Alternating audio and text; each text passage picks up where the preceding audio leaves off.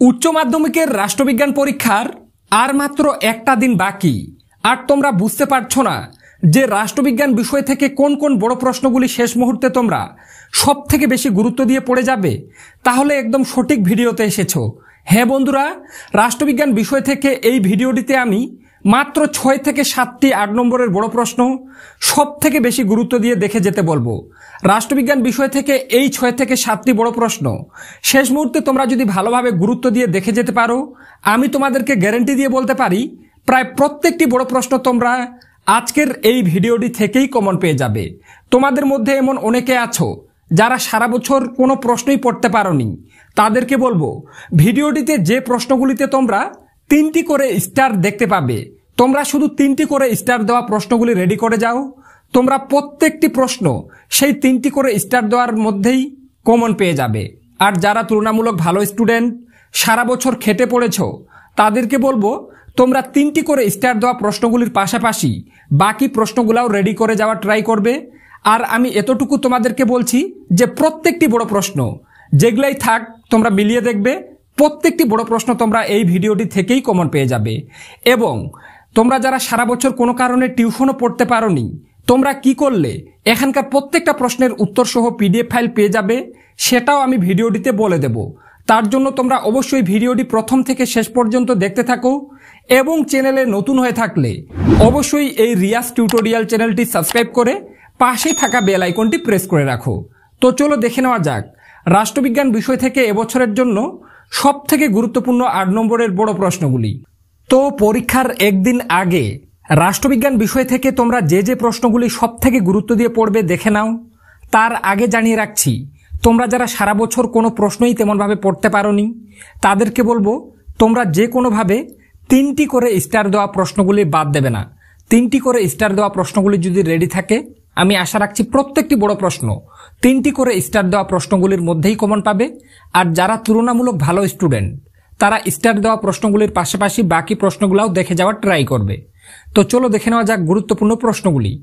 প্রথমে দেখে নেব প্রথম অধ্যায় থেকে এবছরের সবথেকে গুরুত্বপূর্ণ 1 নম্বরে বিশ্বায়ন কাকে বলে, বিশ্বায়নের প্রকৃতি বা বিভিন্ন রূপ আলোচনা করো।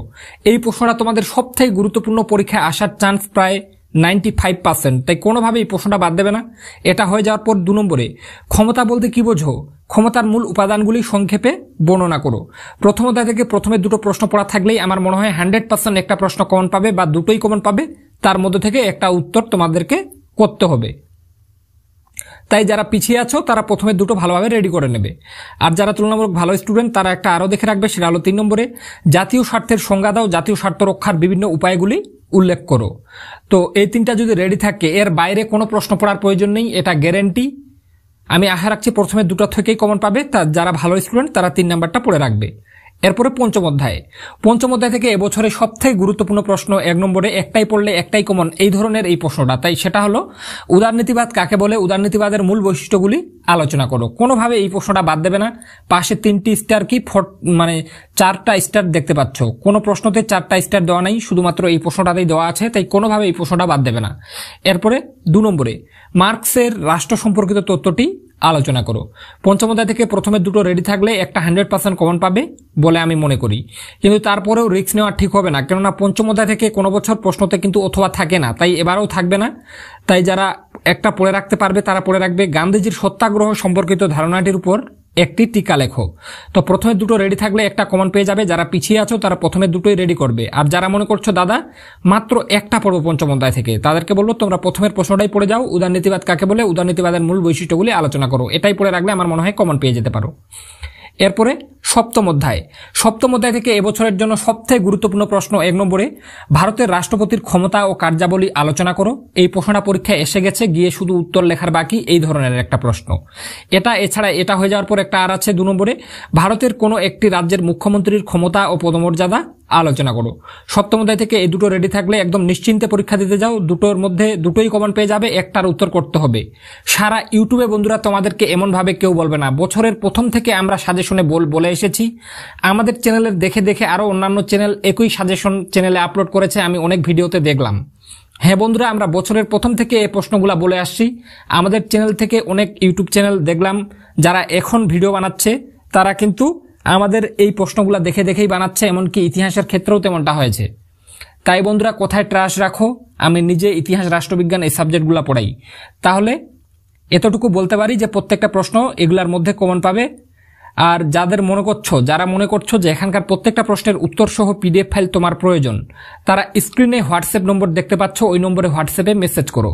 শেষ মুহূর্তে তোমরা 300টি শর্ট প্রশ্ন মানে এমসিকিউ এসিকিউ মিলিয়ে 300টি শর্ট প্রশ্ন পাবে এবং আজকের ভিডিওটিতে বলা প্রত্যেকটি 8 নম্বরের প্রশ্নের উত্তর পেয়ে যাবে মাত্র 85 টাকার বিনিময়ে। 85 টাকা তোমরা যদি পেটিএম, ফোনপে বা গুগল পের মাধ্যমে পেমেন্ট করো, তাহলে তোমরা আজকের ভিডিওটিতে বলা প্রত্যেকটি বড় প্রশ্নের উত্তর সহ পিডিএফ ফাইল পেয়ে যাবে, যেখানে কিন্তু 300টা শর্ট প্রশ্নেরও উত্তর করা থাকবে।